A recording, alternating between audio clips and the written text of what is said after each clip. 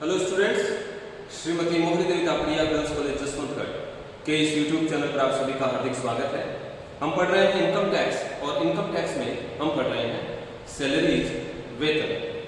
तो इस चैप्टर में अब तक हमने वेतन में सम्मिलित मूल वेतन की बात की, उसके बाद हमने भत्तों के बारे में पढ़ा। आज की क्लास में हम वेतन के स्थान पर लाभों में ग्रेच्युटी के बारे में पढ़ेंगे। ग्रेच्युटी कर्मचारी को उसकी सेवा के बदले एक अनुग्रहवश दी जाने वाली राशि होती है।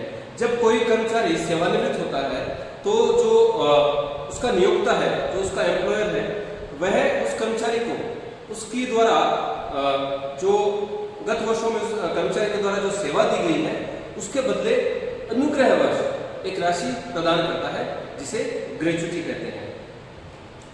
तो ग्रेच्युटी की जो राशि है, ग्रेच्युटी को भी वेतन माना जाता है। वेतन से आय शीर्षक में ग्रेच्युटी की राशि को सम्मिलित किया जाता है, लेकिन इसके संबंध में कुछ कर मुक्ति दी जाती है और जो ग्रेच्युटी के संबंध में कर मुक्ति के जो प्रावधान है आयकर अधिनियम में, उनके बारे में हम आज की क्लास में पढ़ेंगे।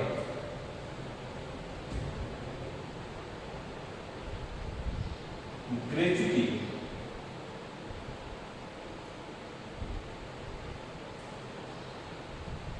तो जैसा कि हमने बात की कि जब कोई कर्मचारी सेवानिवृत्त हो जाता है किसी नियोक्ता के यहाँ, कुछ वर्ष सेवा देने के पश्चात जब वो सेवानिवृत्त होता है तो जो उसका नियोक्ता है वो अनुग्रहवश उस कर्मचारी को एक राशि प्रदान करता है ग्रेच्युटी के रूप में, और ग्रेच्युटी की राशि को वेतन की आय में, सैलरी के इनकम में शामिल किया जाता है।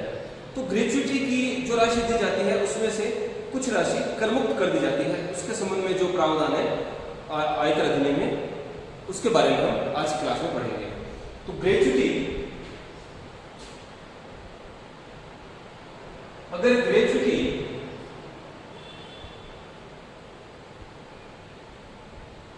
सरकारी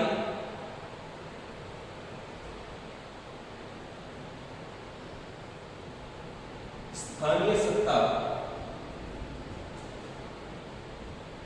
एवं सुरक्षा सेवाओं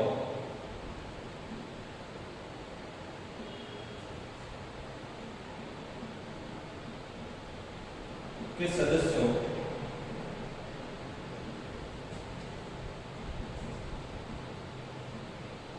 को दी जाती है। तो अगर ग्रेच्युटी सरकारी कर्मचारी,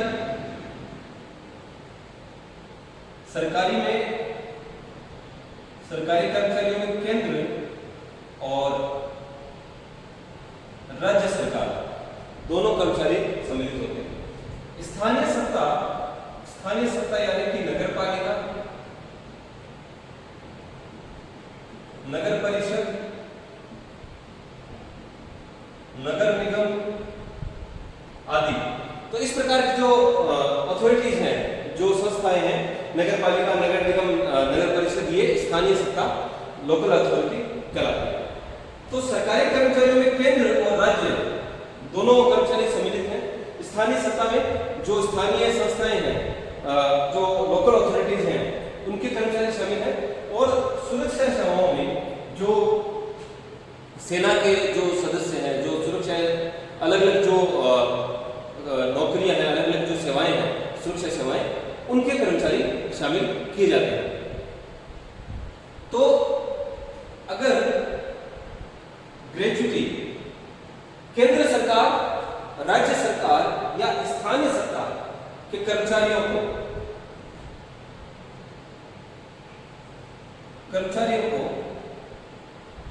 मृत्यु या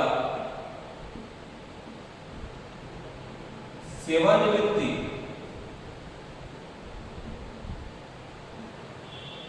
ग्रेच्युटी दी जाती है,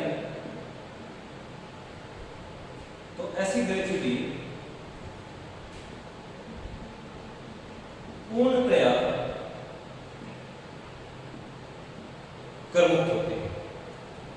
सरकारी कर्मचारियों को सरकारी कर्मचारियों में केंद्र और राज्य सरकार के कर्मचारी सम्मिलित हैं। स्थानीय सत्ता के कर्मचारियों को तो केंद्र सरकार, राज्य सरकार और स्थानीय सत्ता के कर्मचारियों को उनकी सेवानिवृत्ति पर या उनकी सेवा के दौरान मृत्यु हो जाने पर ग्रेच्युटी के रूप में अगर कोई राशि दी जाती है तो ऐसी राशि वेतन में सम्मिलित नहीं की जाती। ऐसी राशि पूर्णतया करमुक्त होती है। और सुरक्षा सेवाओं के सदस्यों, अलग अलग जो सेवाएं हैं, सुरक्षा सेवाएं हैं, उनके कर्मचारियों को, सुरक्षा सेवाओं के कर्मचारियों को निवृत्ति यानी कि सेवानिवृत्ति ग्रेच्युटी पूर्णतया करमुक्त होती है। तो सरकारी, स्थानीय सत्ता और सुरक्षा सेवाओं के सदस्यों को सेवानिवृत्ति पर प्राप्त ग्रेच्युटी पूर्णतया करमुक्त होती है। तो सुरक्षा सेवाओं के सदस्यों को अगर सेवानिवृत्ति के समय कोई राशि ग्रेच्युटी के रूप में दी जाती है तो उसको वेतन के आय में सम्मिलित नहीं किया जाता, नहीं किया जाता। ऐसी ग्रेच्युटी पूर्णतया करमुक्त होती है।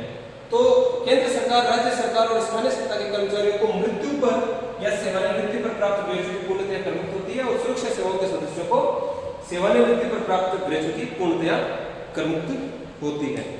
इनके अलावा सरकारी कर्मचारियों के अलावा जो गैर सरकारी कर्मचारी हैं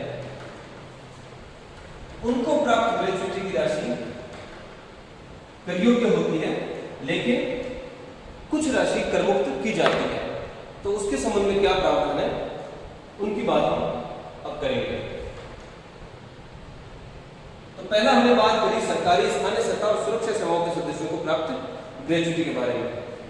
और जो दूसरा पॉइंट है वो है गैर सरकारी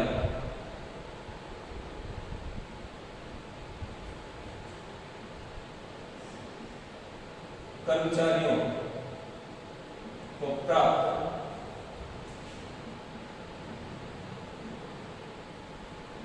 ग्रेच्युटी। तो ग्रेच्युटी के संबंध में एक एक्ट बनाया हुआ है, अधिनियम बनाया हुआ है, ग्रेच्युटी भुगतान अधिनियम 1972 से ये अधिनियम लागू हुआ है। तो जिन संस्थाओं में, जो निजी संस्थाएं हैं, जो गैर सरकारी संस्थाएं हैं, जहां पर ग्रेच्युटी भुगतान अधिनियम 1972 लागू होता है, उनके संबंध में ग्रेच्युटी की करमुक्त राशि ज्ञात करने के लिए अलग प्रावधान है। और जिन निजी संस्थाओं में, जिन गैर सरकारी संस्थाओं में ग्रेच्युटी भुगतान अधिनियम 1972 लागू नहीं होता, उनके लिए ग्रेच्युटी की करमुक्त राशि ज्ञात करने के लिए अलग प्रावधान है। तो पहले हम बात करेंगे जहां ग्रेच्युटी भुगतान अधिनियम 1972 लागू होता है। तो गैर सरकारी कर्मचारियों को प्राप्त ग्रेच्युटी जब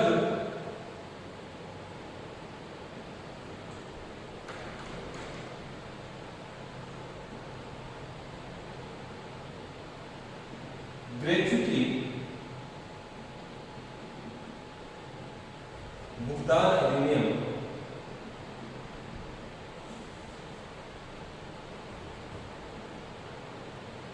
1972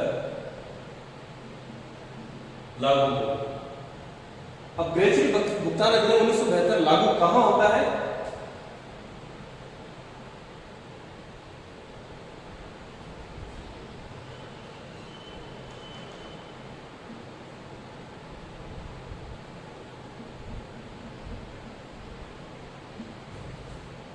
जिन निजी क्षेत्र की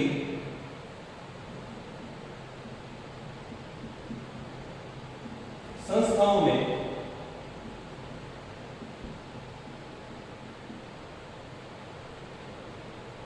कर्मचारियों की संख्या, जिन निजी क्षेत्र की संस्थाओं में कर्मचारियों की संख्या 10 या 10 से अधिक हो, तो ग्रेच्युटी भुगतान अधिनियम 1972 जहां वहां लागू होता है जहां पर कर्मचारियों की संख्या, जिन संस्थाओं में कर्मचारियों की संख्या 10 या 10 से अधिक हो। तो जब ग्रेच्युटी भुगतान अधिनियम 1972 लागू होता है तो ग्रेच्युटी की प्राप्त राशि में से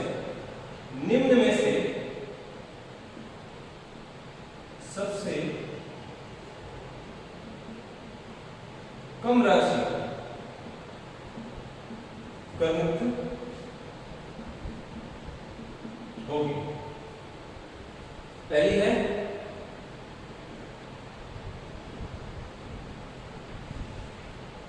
वास्तविक प्राप्त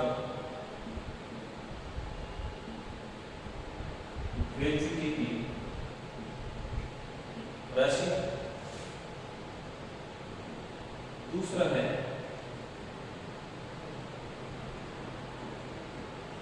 20 लाख रुपए। तो जहां ग्रेच्युटी भुगतान अधिनियम लागू होता है, यानी कि ऐसी संस्थाओं में जहां कर्मचारियों की संख्या 10 या 10 से अधिक है, वहां पर निम्न में से सबसे कम राशि ग्रेच्युटी की करमुक्त होती है। अगर ग्रेच्युटी की राशि दी जाती है ऐसे कर्मचारियों को, जहां जिन संस्थाओं पर ग्रेच्युटी भुगतान अधिनियम 1972 लागू होता है, तो ऐसे कर्मचारियों को दी गई ग्रेच्युटी की राशि में से निम्न में से सबसे कम राशि करमुक्त होगी। पहली है वास्तविक प्राप्त ग्रेच्युटी की राशि। हमको देखना होगा कि ग्रेच्युटी की कितनी राशि प्राप्त हुई है। दूसरा 20 लाख रुपए, और तीसरी राशि है प्रत्येक सेवा वर्ष के लिए 15 दिन का वेतन, यानी कि सेवा कुल सेवा वर्ष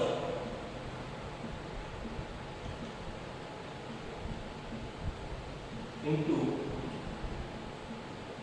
15 दिन का वेतन। तो जितने वर्ष सेवा दी है उस कर्मचारी ने जिसको ग्रेच्युटी प्राप्त हो रही है, उसके कुल सेवा वर्ष को 15 दिन के वेतन से गुणा किया जाएगा। तो सेवा वर्षों की गणना करते समय सेवा वर्षों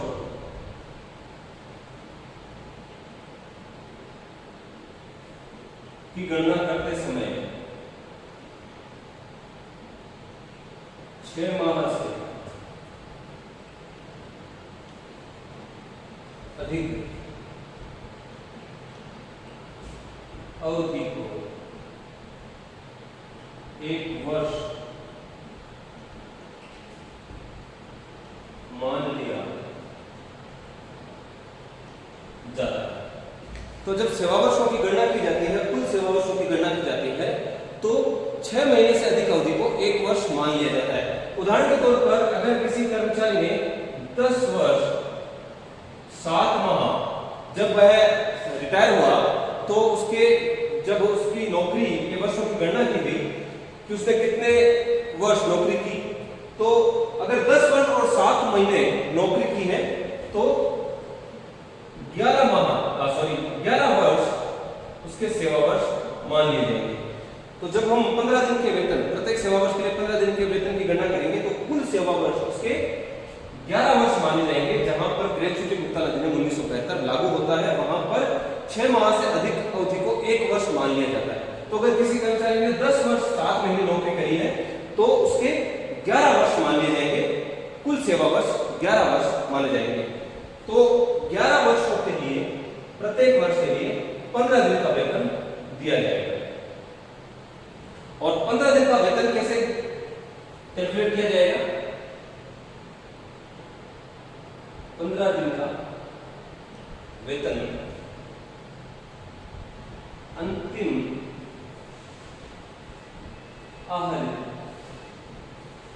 वेतन, जब वह सेवानिवृत्त हुआ तब उसको कितना वेतन मिल रहा था, उसके द्वारा अंतिम आहरित वेतन, और वेतन में मूल वेतन प्लस महंगाई भत्ता शामिल किया जाता है। तो अंतिम आहरित वेतन लिया जाएगा 15 दिन के वेतन की गणना करते समय, और वेतन में मूल वेतन और महंगाई भत्ता डीएनएस अलाउंस वेतन में शामिल किया जाएगा। महंगाई भत्ता चाहे सेवानिवृत्ति लाभों के लिए महंगाई भत्ते को वेतन में शामिल किया जाए या नहीं किया जाए, हर परिस्थिति में जो महंगाई भत्ता है वह ग्रेच्युटी भुगतान अधिनियम 1972 जहां पर लागू होता है, वहां पर 15 दिन के वेतन की गणना करते समय महंगाई भत्ते को वेतन में शामिल किया जाएगा, चाहे महंगाई भत्ते को सेवानिवृत्ति लाभों के लिए वेतन माना जाए या नहीं माना जाए। तो महंगाई भत्ते को हर हालत में वेतन में शामिल किया जाएगा। तो अंतिम आहरित वेतन में जो अंतिम आहरित मूल वेतन और महंगाई भत्ता है उन दोनों को शामिल किया जाएगा। तो अंतिम आहरित वेतन में 26 का भाग लगाया जाएगा। ऐसा माना जाता है कि एक महीने में 4 दिन अवकाश रहता है, तो 26 कार्यशील दिवस माने जाते हैं। तो जो उसका वेतन है उसके वेतन में 26 का भाग लगाकर एक दिन का वेतन ज्ञात कर लिया जाएगा और उसको 15 से गुणा करके 15 दिन का वेतन ज्ञात कर लिया जाएगा। तो 15 दिन का वेतन, एक वर्ष के लिए 15 दिन का वेतन उसको ग्रेजुएटी के रूप में दिया जाएगा। अब उस कर्मचारी ने जितने वर्ष सेवा की है, कुल सेवा वर्ष, उन कुल सेवा वर्षों से 15 दिन का वेतन जितना भी उसका आता है उसको गुणा करके प्रत्येक सेवा वर्ष के लिए 15 दिन का वेतन ज्ञात कर लिया जाएगा। और इन तीनों राशियों में से वास्तविक प्राप्त ग्रेजुएटी की राशि 20 लाख रुपए या प्रत्येक सेवा वर्ष के लिए 15 दिन का वेतन, इन तीनों राशियों में से जो राशि सबसे कम होती है वह राशि ग्रेजुएटी की करमुक्त राशि होती है। तो ग्रेजुएटी की वास्तविक प्राप्त राशि में से ग्रेजुएटी की करमुक्त राशि घटा दी जाती है और शेष राशि करयोग्य राशि मानी जाती है, जिसको वेतन की आय में सम्मिलित किया जाता है। तो इस प्रकार से आज की क्लास में हमने ग्रेजुएटी के बारे में पढ़ा कि जो ग्रेजुएटी है, ग्रेजुएटी कर्मचारी के सेवानिवृत्त होने पर कर्मचारी के नियोक्ता द्वारा, उसके एम्प्लॉयर द्वारा अनुग्रह के रूप में एक राशि प्रदान की जाती है जिसे ग्रेजुएटी कहते हैं। तो ग्रेजुएटी की राशि सरकारी और स्थानीय सत्ता के कर्मचारियों को करमुक्त होती है। तो सरकारी और स्थानीय सत्ता के कर्मचारियों को मृत्यु पर और सेवानिवृत्ति पर प्राप्त ग्रेजुएटी की राशि पूर्णतया करमुक्त होती है और सुरक्षा सेवाओं के सदस्यों को सेवानिवृत्ति पर प्राप्त ग्रेजुएटी की राशि भी पूर्णतया करमुक्त होती है। लेकिन जो गैर सरकारी कर्मचारी हैं, जो निजी कर्मचारी हैं, उनके लिए ग्रेजुएटी की राशि अंशतः करयोग्य होती है। तो ग्रेजुएटी की राशि में से कुछ करमुक्ति दी जाती है गैर सरकारी कर्मचारियों को। तो गैर सरकारी कर्मचारियों के लिए भी ये देखा जाता है कि ग्रेजुएटी भुगतान अधिनियम 1972 लागू हो रहा है या नहीं हो रहा। तो जहां पर जिन संस्थाओं में ग्रेजुएटी भुगतान अधिनियम लागू होता है वहां पर किस प्रकार से ग्रेजुएटी की करमुक्त राशि की गणना की जाती है वो हमने आज की क्लास में पढ़ा है। आगे की क्लास में हम जिन संस्थाओं पर ग्रेजुएटी भुगतान अधिनियम 1972 लागू नहीं होता वहां पर ग्रेजुएटी की करमुक्त राशि की गणना किस प्रकार से की जाती है उसके बारे में पढ़ेंगे। मैं आशा करता हूं कि आज की क्लास में हमने जो पढ़ा आपको अच्छे से समझ में आया होगा। इस वीडियो को लाइक कीजिए, शेयर कीजिए, हमारे YouTube चैनल को सब्सक्राइब कीजिए। धन्यवाद।